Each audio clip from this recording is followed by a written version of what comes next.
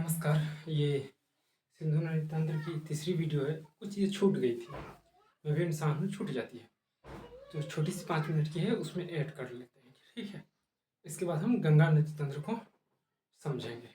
ठीक है, गंगा नदी तंत्र चलिए शुरू करते हैं। देखिए, सिंधु नदी तंत्र हो गया था, झेलम भी मोटा मोटी में कह दिया था कि कौन सी नदी कहाँ से निकलती है, ये सब हो चुकी थी। सतलज नदी, इस सब पर चर्चा नहीं करेंगे, पिछली वीडियो जाकर देखिए। नहीं, एक लिख लीजिए झेलम नदी। नहीं, झेलम नदी बेरीनाग के समीप, यहाँ पे देख रहे हैं जम्मू कश्मीर में बेरीनाग जो है बेरीनाग में शेषनाग से निकलती है। श्रीनगर यहाँ पे है, श्रीनगर में।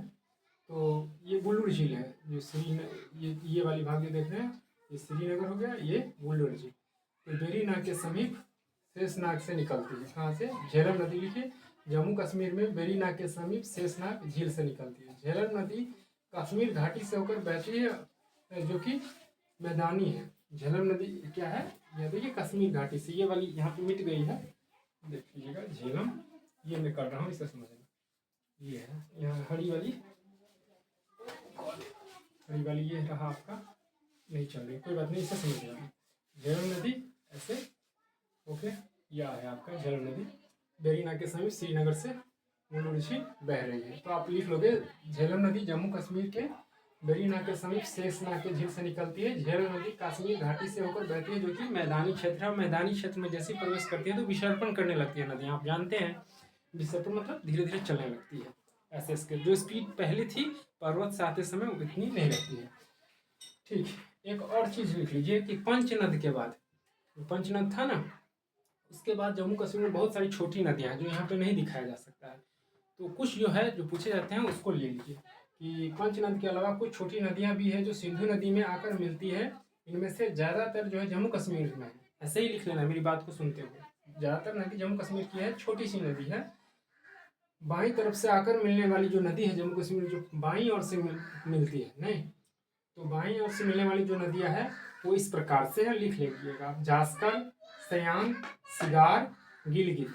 जास्कर, सयान, सियार और गिलगित जम्मू कश्मीर में बाईं ओर से मिलती है। सिंधु नदी में आकर मिलती है बाईं ओर से। और एक और लिख लीजिए दाईं ओर से मिलने वाली नदी। दाईं ओर से मिलने वाली नदी सियोक, काबुल, कुर्रम, गोमन। सियोक, काबुल, कुर्रम, गोमन। ठीक है, ये बाईं तट पर आकर मिलती है सिंधु नदी में। ठीक है,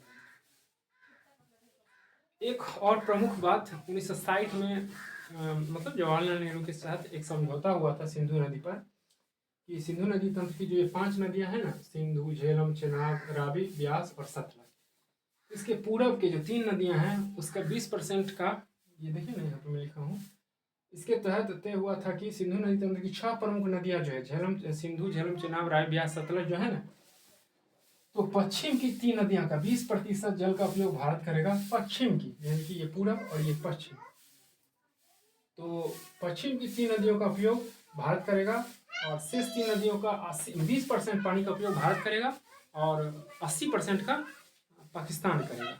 देखिए, 6 प्रमुख नदियों से पश्चिम के 3 नदियों का 20% जल का उपयोग भारत करेगा। तो पश्चिम की 3 नदियां कौन सी है? पश्चिम की 3 नदियां आपको हो जाएगा सतलज हो जाएगा, ब्यास हो जाएगा और रावी हो जाएगा।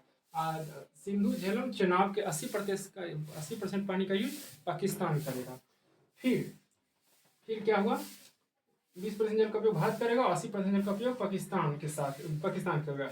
और ही पूर्वी नदी तंत्र की 3 नदियों की अर्थात रावी, ब्यास, सतलज का 80% पानी का उपयोग भारत करेगा। और फिर क्या हुआ? पश्चिम की नदियों का 20% भारत और 80% पाकिस्तान, और पूरब की नदियों का, पूरब वाली जो नदी है उस नदी का भारत 80% करेगा और पाकिस्तान 20%। यानी कि जो पश्चिम की नदियां जो है 3, पश्चिम की जो 3 नदियां हैं उसमें जो जल बहती है, नदी बहती है, उसका जो पानी है उसका उपयोग भारत 20% करेगा, पश्चिम की नदी, और पाकिस्तान 80%। पूरब नदी के भारत 80% और पाकिस्तान 20%। इस नदी पर समझौता हुई थी, अर्थात रावी, ब्यास, सतलज की 80%, नहीं पूरब नदी रावी, ब्यास और सतलज 80% और पाकिस्तान 20%, और पश्चिम वाली की भारत 20% और पाकिस्तान 80%। इस तरह से तय हुआ था। हाल ही में ऑपरेशन सिंदूर हुई है, आप जानते हो, तो पता नहीं क्या किया मोदी जी हमारे, तो ये छूट गई थी, तो इसको ऐड कर लीजिएगा। मिलते हैं अगली वीडियो में। गंगा नदी तंत्र। ठीक है, नमस्कार।